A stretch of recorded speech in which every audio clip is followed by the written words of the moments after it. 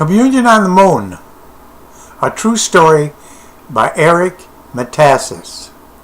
45 years ago, two human beings changed history by walking on the surface of the moon.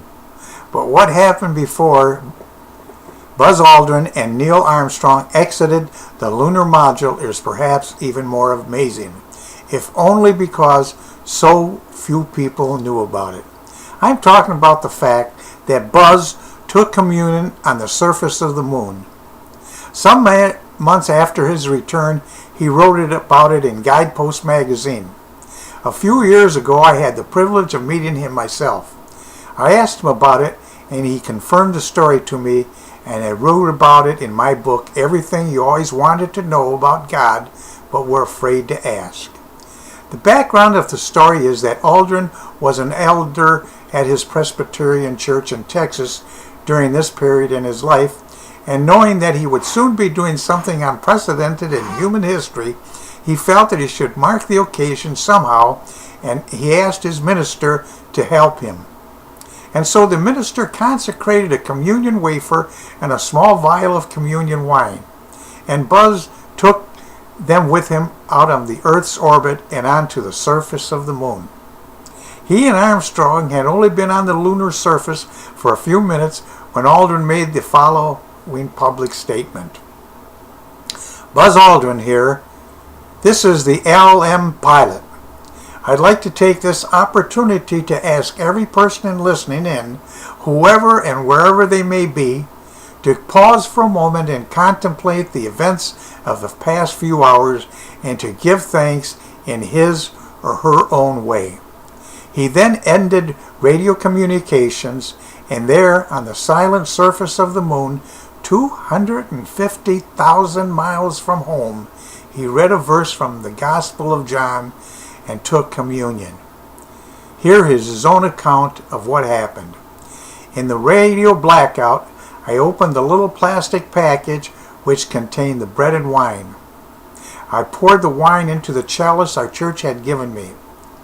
In the 1/6 gravity of the moon, the wine slowly curled and gracefully came up one side of the cup. Then I read the scripture.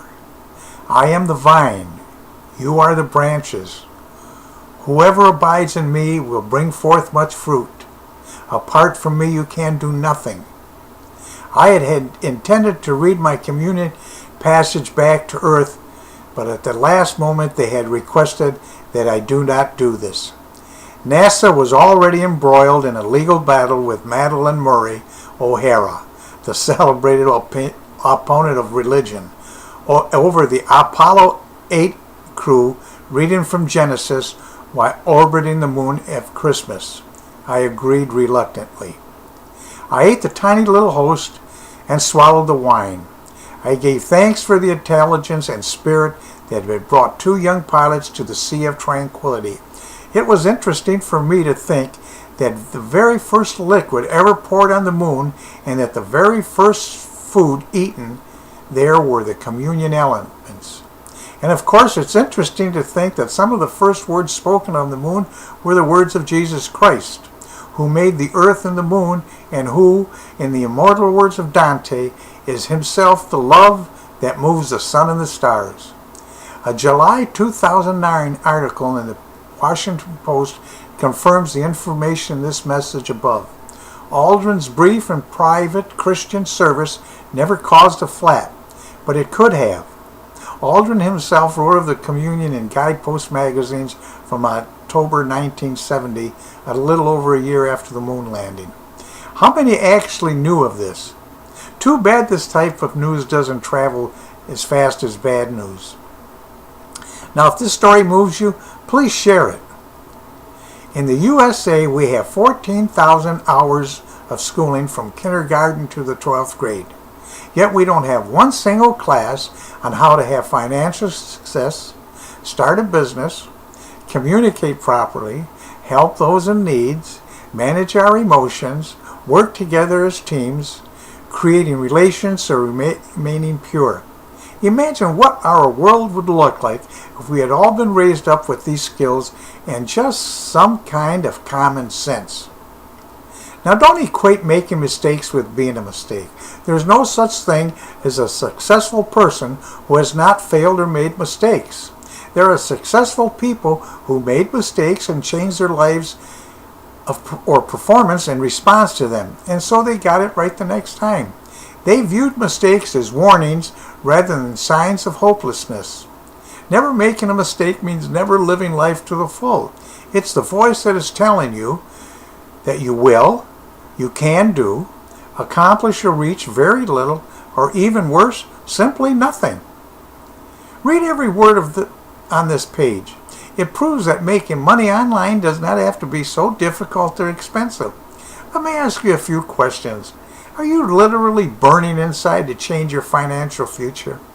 Are you sick and tired of having to answer to someone else? Who do you know that wants to spend more time with their children? Which friend is hurting financially? Who has told you they want out of their jobs? Are you tired of working for someone else only to make them rich? The questions are typical, and we know the answer to them.